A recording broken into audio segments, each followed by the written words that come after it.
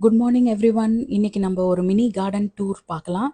நாங்கள் இருக்கிறதே ஒரு ரொம்ப சின்ன 1 BHK வீடு தான். அதையும் ஒரு பங்களாவாக கருதி நாங்கள் வண்டி விடுற இடத்துல ஒரு 4-5 தொட்டி வச்சு கொஞ்சம் செடி வளர்க்குறோம்.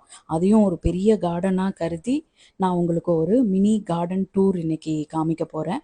ஃபஸ்ட்டு இதுதான் நந்தியா வெட்டை செடி. இதில் நிறைய பூ இருக்குது பாருங்கள். ஒயிட் கலரில் ரொம்ப அழகாக இதில் பூ வரும்.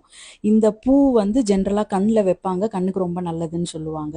ஸோ இதுதான் நந்தியா வெட்டை செடி, நந்தியா வெட்டை பூ. இது இது வந்து அரளிப்பூ. அரளிப்பூ நிறைய இருக்குது, ரொம்ப வருஷமாக இருக்குது இது நம்ம வீட்டில். ஸோ இதில் கொத்து கொத்தாக இந்த சம்மர் சீசனில் எவ்வளோ அழகாக ரோஜா பூ மாதிரி பூ இருக்குது பாருங்கள். இது பொங்கலுக்கு வாங்கின அந்த மஞ்சள், இதை நட்டு வச்சுருக்கேன். இது ரொம்ப அழகாக வந்திருக்கு. யூஸ்வலாக வராது, இந்த தடவை ரொம்ப நல்லா வந்திருக்கு.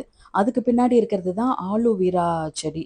ஸோ ஆலோவேரா எப்போவுமே நான் தலைக்கு மூஞ்சிக்கு ஏதாவது தடவணும் அப்படின்னா இதுலேருந்து கட் பண்ணிக்குவேன். இப்போ கொஞ்ச நாளாக கட் பண்ணல, அதனால இவ்வளோ வளர்ந்துருக்கு. எவ்வளோ நல்லா அழகாக படர்ந்து வளர்ந்துருக்கு பாருங்கள். இது வந்து ஒரு சிம்பிள் குரோட்டன் செடி தான். ஜஸ்ட் ஒரு அழகுக்காக இதை வச்சுருக்கோம். ரொம்ப வருஷமாக இதே சைஸில் தான் இருக்குது. இது எல்லாருக்கும் தெரியும். இதுதான் மணி பிளான்ட். மணி பிளான்ட் நிறைய இருக்குது. அப்பப்போ ஃபுல்லாக படர்ந்து அந்த ஃப்ரண்ட் கிரில் ஃபுல்லாக மறைச்சிடும். அதுக்கு பக்கத்தில் இருக்கிறது தான் வெத்தலை செடி. இந்த வெத்தலை கொடி, மணி பிளான்ட் எல்லாம் சேர்ந்து இந்த ஃப்ரண்ட் கிரில் ஃபுல்லாக ஆகிடுங்க. இப்போ சம்மர் சீசன்றதுனால நாங்கள் இதெல்லாம் கட் பண்ணி கொஞ்சம் ட்ரிம் பண்ணி வச்சுருக்கோம். இது வந்து ஸ்னேக் பிளான்ட். இது வந்து ஏதோ நிறைய ஆக்சிஜன் தரும் அப்படின்னு சொன்னாங்க. அதனால நானும் ஃபஸ்ட்டு கொஞ்ச நாள் உள்ள வச்சிருந்தேன். ஆனா உள்ளார வச்சா அது ரொம்ப மோசமாயிடுது. ஸோ அதனால உள்ளார வச்சிருக்க முடியல என்னால. ஸோ கொண்டு வந்து வெளியில வச்சுட்டேன். இது வந்து குண்டு மல்லி. நெறைய பூ வரும். சீசன் டைம்ல ரொம்பவே நெறையா வரும். இன்னும் கொஞ்சம் கட் பண்ணி விட்டா கொஞ்சம் நெறையா வரும்னு நெனைக்கிறேன். இது பாருங்க இப்பவே எவ்ளோ மொட்டு விட்டுருக்கு அப்டின்னிட்டு. இருக்கிறது கொஞ்சம் செடி அப்டின்னாலும் எல்லாமே ஓரளவுக்கு பூ பூத்து நல்லா அழகா மெயின்டெயின் பண்ணிட்டு வரோம். இது வந்து இன்னொரு வகையான மல்லி செடின்னு சொன்னாங்க. ஃபர்ஸ்ட்டு வந்த புதுசுல நெறைய வந்துச்சு.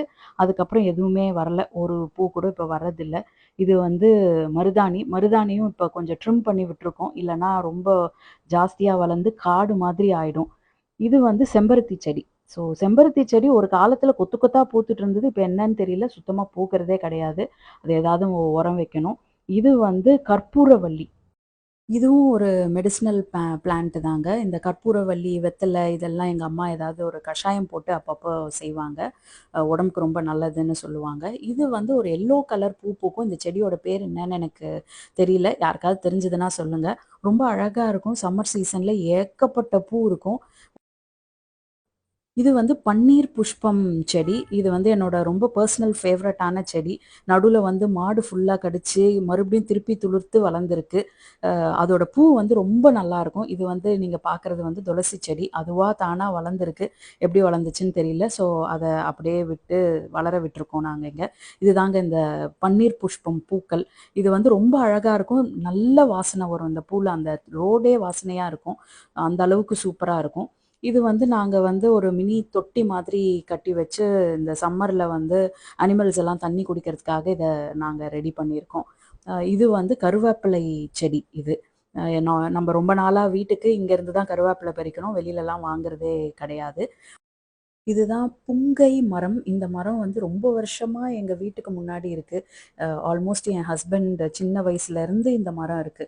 இது வந்து ரொம்ப பெரிய மரம். நெறைய புயல், காத்த சஸ்டெயின் பண்ணி இவ்வளோ வருஷமா அந்த மரம் வந்து எங்க வீட்டுக்கு முன்னாடி இருக்கு.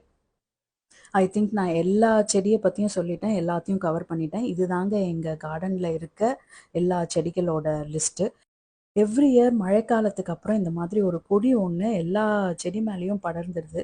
அது வளர்றது மட்டும் இல்லை, எல்லா செடியும் பாழாப்படுத்திடுது. ஸோ அதனால இந்த கொடி எல்லாத்தையும் கட் பண்ணி ஃபுல்லாக அது எல்லாத்தையும் எடுத்து விடணும் அப்படின்னு சொல்லிட்டு தான் இன்னைக்கு காலையிலே இந்த வேலையை ஆரம்பிச்சிருக்கோம்.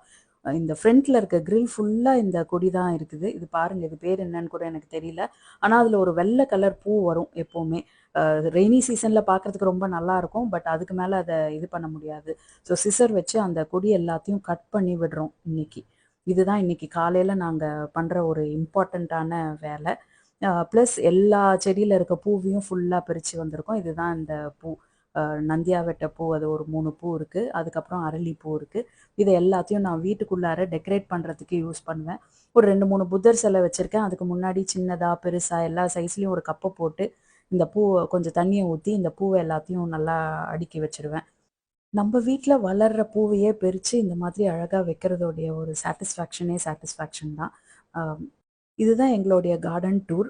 ஓரளவுக்கு கொஞ்சம் பூச்செடிகள், கொஞ்சம் யூஸ்ஃபுல்லான செடிகள், இது எல்லாத்தையும் கிளப் பண்ணி ஓரளவுக்கு நல்லா மெயின்டெயின் பண்ணியிருக்கோம். இத நல்லாவும் உங்ககிட்ட பிரசன்ட் பண்ணியிருக்கேன்னு நெனைக்கிறேன்.